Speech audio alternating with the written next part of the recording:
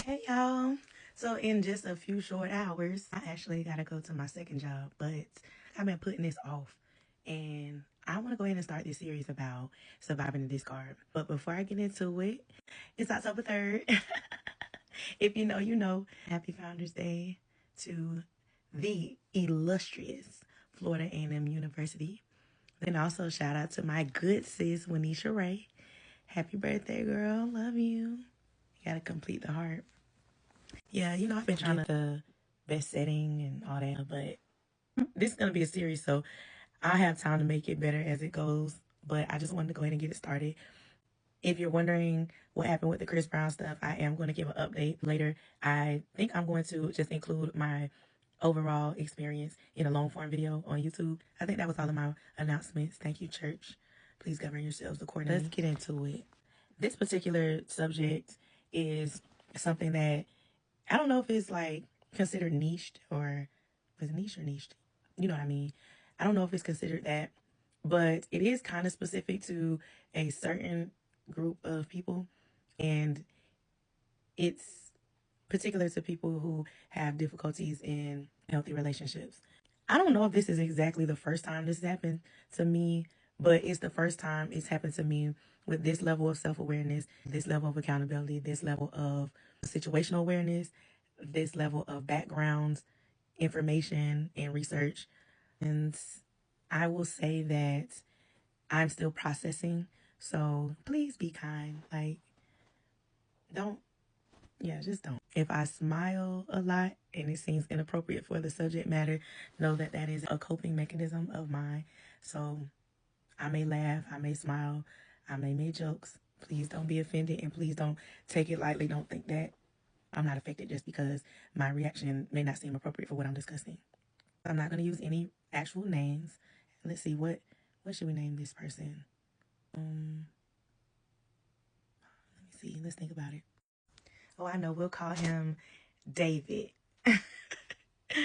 Because when I first came across this person, I told him, you got a Davidic spirit on you. I've used that for more than one person. If you're in your Bible, you know what I mean by Davidic spirit. You got that spirit of David on you. Yeah, that's the invitation to go read about David in the Bible. He was a man after God's own heart, but he was a character, and so is this person. Also, this is not as much about talking about this person as it is about what I learned from loving this person, and I still love this person deeply. Hence why I'm going to be as respectful but transparent as possible as I tell this story.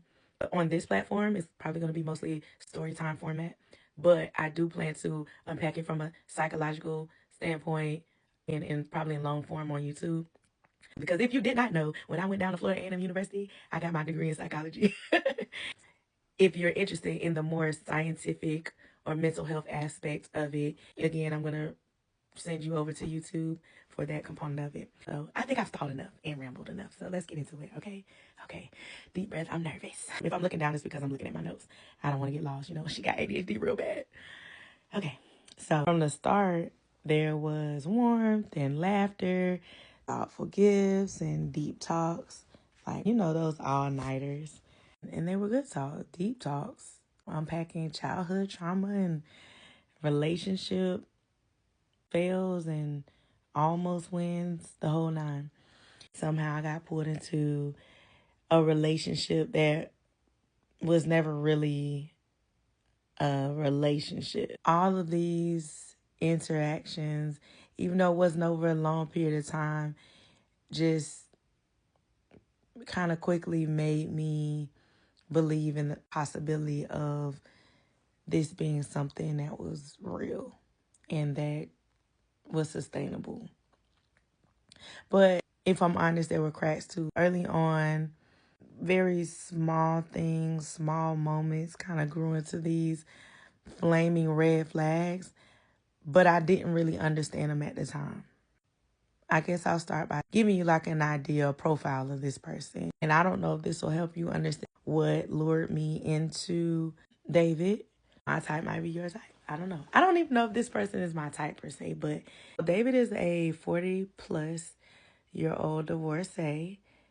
He has kids, and while he often self-deprecates and minimizes himself, he's intelligent and generous. Even though sometimes his generosity feels calculated on the front end when you're first encountering it, it just feels thoughtful. So I would say that because I choose to see it in the best light, we're going to say that he's thoughtful and talented, anointed, and, you know, by my definition, successful.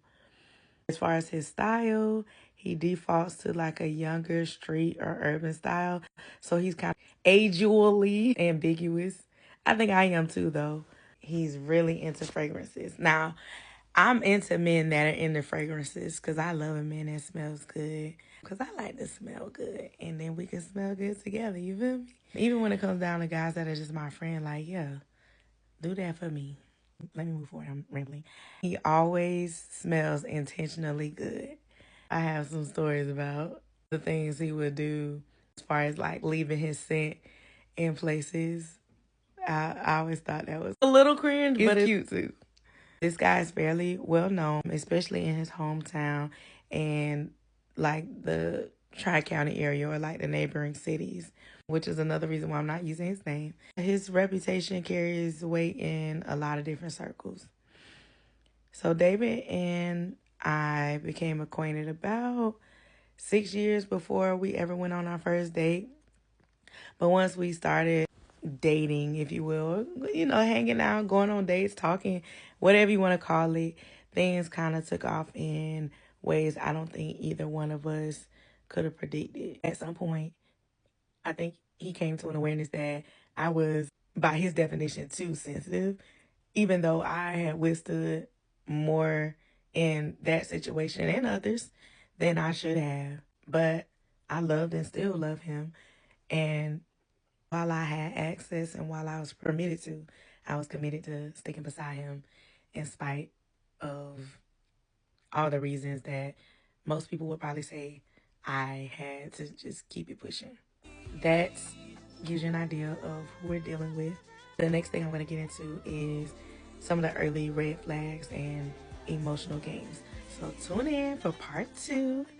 Hopefully I record it tomorrow, but if not tomorrow, it'll be like Saturday. Love y'all. Bye.